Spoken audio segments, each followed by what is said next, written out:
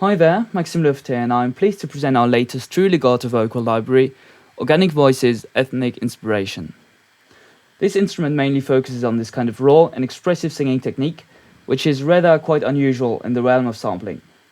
So what I'm going to do now is to play one of the demos back that I composed for the library, and I will show and explain the different controllers that are used to achieve that sound.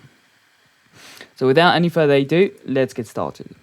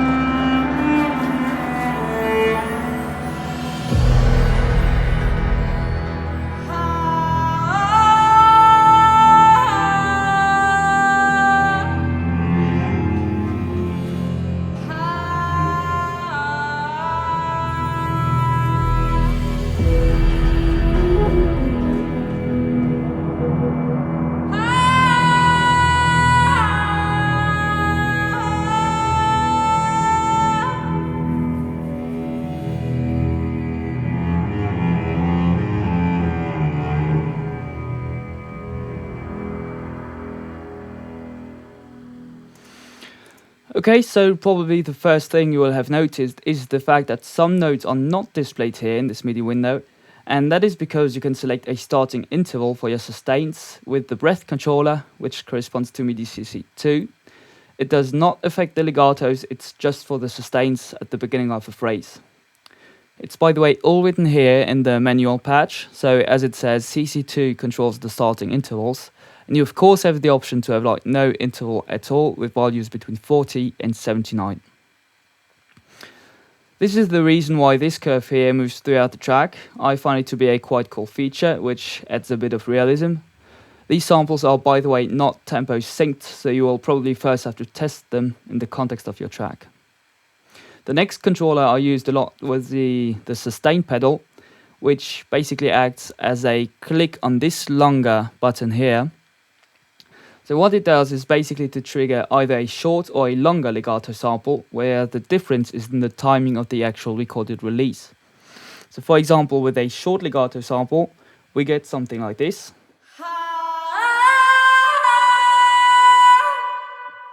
And if I activate this longer function, we get that.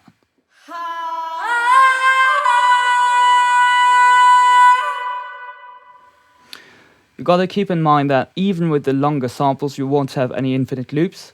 We might work on such a feature if we get it requested, but as our ears are particularly critical with the human voice, I would rather honestly avoid that. One MIDI controller that I nearly didn't use at all is the expression controller, so MIDI CC11. And it basically adds some flexibility to the library, because it enables you to select either a soft or an accentuated version of the release samples. So for example, with the slider at very low values, we get this.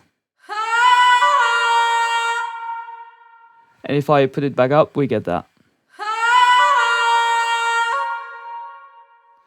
So once again, these details are shown in the manual patch, as you can see here.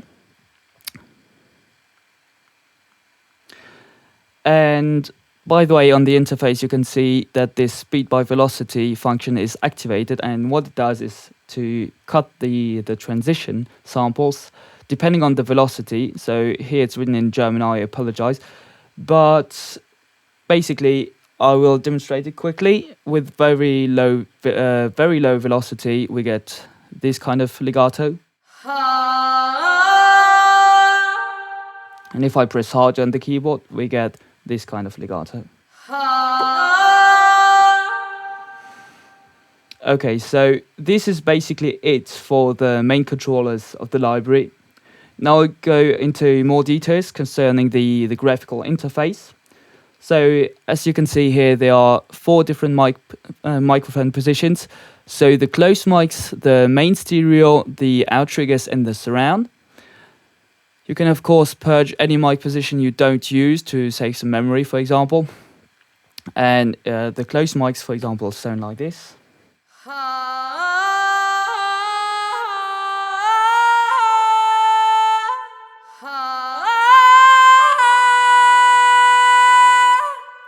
Okay, the main stereo like that.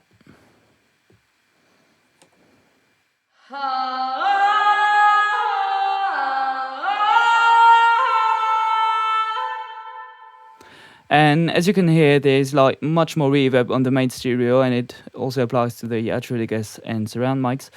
And because like we really wanted to capture these natural reflections of this large hall, and that's the reason why we also set up this super dry patch, where the tails and basically the reverb has been cut, so it sounds like this.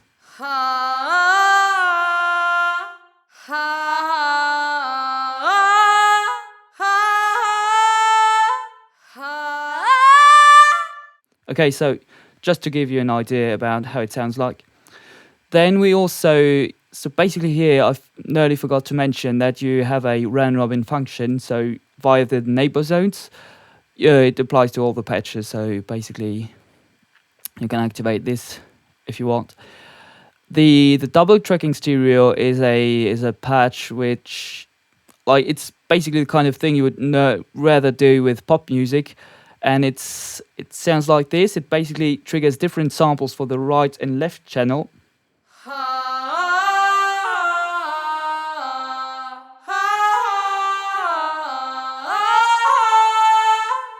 Okay, so this gives you this kind of really big stereo effect. And then you will also find the manual patch in the library, which is really quite practical thing to have, like just below your main patch, for example. So it basically says like everything I just said with maybe further details. So you may also take a look at a description of the buttons, for example, or the microphone positions, as well as for the patches. And as it says here, you also have a Lite folder. So like for each patch here, you can alternate like in real time between longer and shorter legato samples. And you have these, with these Lite folders, you have the patches, exactly the same patches, but like you can select, if you're sure, for example, you just want to use the longer samples, well, it's not going to load all the short legato samples into the memory, so you basically save some RAM. And if you want to have like a really light patch, you may take one of these only longer or only short legato samples, super dry patch, because you also have like just one mic position, and yeah, you may like apply your own reverb effect on it or your own plugins. By the way, there's this convolution effect also, which is all ready to go, but I think that most of you are going to use your own plugins.